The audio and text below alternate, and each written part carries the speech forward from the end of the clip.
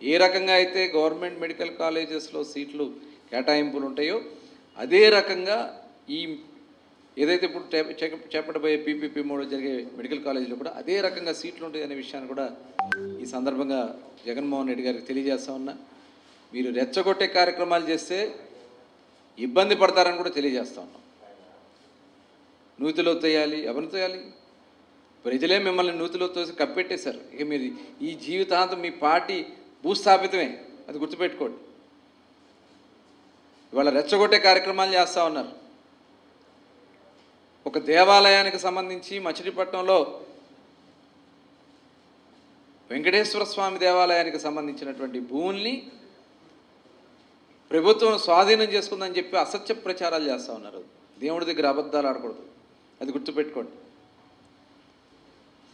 ఇవాళ అక్కడ ఏదైతే విజయవాడ ఉత్సవానికి సంబంధించి అక్కడ కొన్ని కార్యక్రమాలు చేసుకోవడానికి తాత్కాలికంగా దాన్ని ఉపయోగించి దేవాలయానికి కూడా డబ్బులు ఇవ్వడానికి ఇవాళ నిర్ణయం జరిగితే పెద్దలు ఇది ఎవరో కాదు, దేవాలయానికి సంబంధించినటువంటి నిర్మాణ దాతలు సహాయ సహకారాలతో వాళ్ళు మాట్లాడి దేవాలయానికి ఆదాయం ఇచ్చే విధంగా చేస్తూ ఉంటే భూమిని 99 సంవత్సరాలకి ఇచ్చేశారు, ఏం చేస్తున్నారు మీరంతా అని చెప్పి రెచ్చగొట్టే కార్యక్రమాలు చేస్తూ ఉన్నారు. దానివల్ల ఇబ్బందులు పడతారని కూడా తెలియజేస్తూ ఉన్నారు.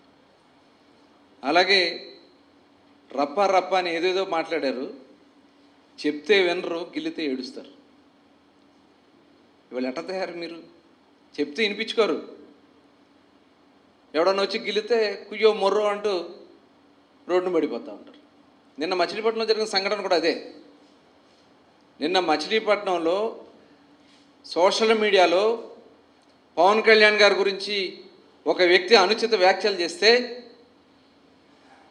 అవన్నీ ఖండించాల్సిన బాధ్యత మీకు లేదా?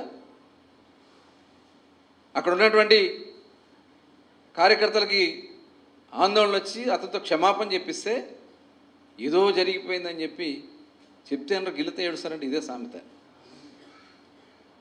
ఇలా చేసుకుని మీరు మాట్లాడలేదా? తెలుగుదేశం పార్టీ కార్యాలయం దాడి చేస్తే బీపీలు ఉండవా, కోపాలు రావా అని మాట్లాడిన వ్యక్తి జగన్మోహన్ రెడ్డి కాదా? మీరు కుటుంబ సభ్యుల్ని లేకపోతే వ్యక్తుల్ని విమర్శిస్తే మేము చూస్తూ ఊరుకోవాలా?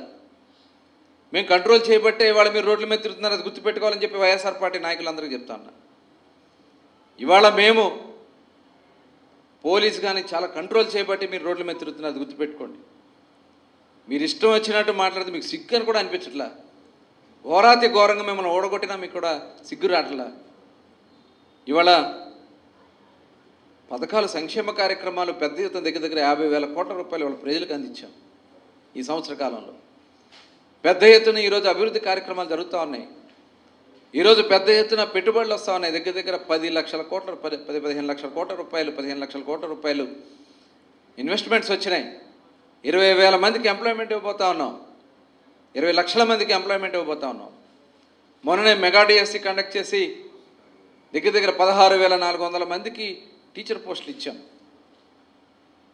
ఇవన్నీ మీ లిక్కర్ స్కామ్లో మీరు బయటపడుతున్నాయి. మొత్తం మీ రంగంతా కనబడతా ఉంది. ఇవన్నీ డైవర్ట్ చేయడానికి చౌకబారి రాజకీయాలు చేస్తే చూస్తూ ఊరుకునే సమస్య లేదని కూడా వైఎస్ఆర్ పార్టీ నాయకులు తెలియజేస్తూ ప్రజలకి వాస్తవ విషయాలు ఇవాళ జరుగుతున్నటువంటి ప్రతి కార్యక్రమం కూడా తెలుగువారి కోసం ఈ కూటమి ప్రభుత్వం పనిచేస్తుందని చెప్పి తెలియజేస్తా ఉన్నా.